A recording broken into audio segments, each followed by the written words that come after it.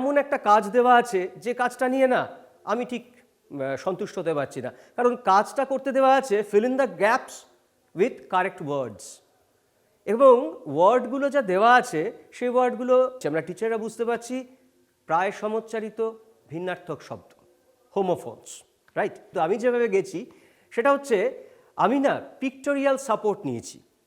আজকে একটা এক্সাম্পল হিসেবে আপনাদেরকে বলি, যেমন ধরুন দুটো ওয়ার্ড নিয়ে কথা বলি, একটা হচ্ছে ফ্লাওয়ার আর একটা হচ্ছে রাইট।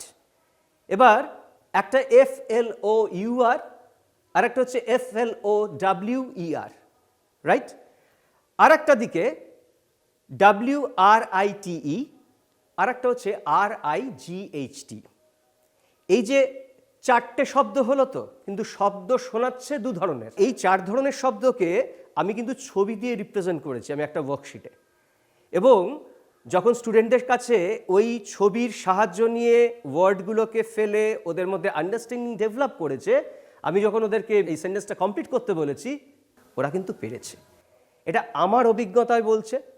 এই স্ক্যাফোল্ডিংটা পিক্টোরিয়াল সাপোর্টের, হোমোফোনস নিয়ে যখন কাজ করব বিশেষ করে, তখন কিন্তু একটা পিক্টোরিয়াল সাপোর্ট দেব, ঠিক আছে? আমি এরকমভাবে কাজ করেছি, কাজ করে আমি কাজের সুফল পেয়েছি।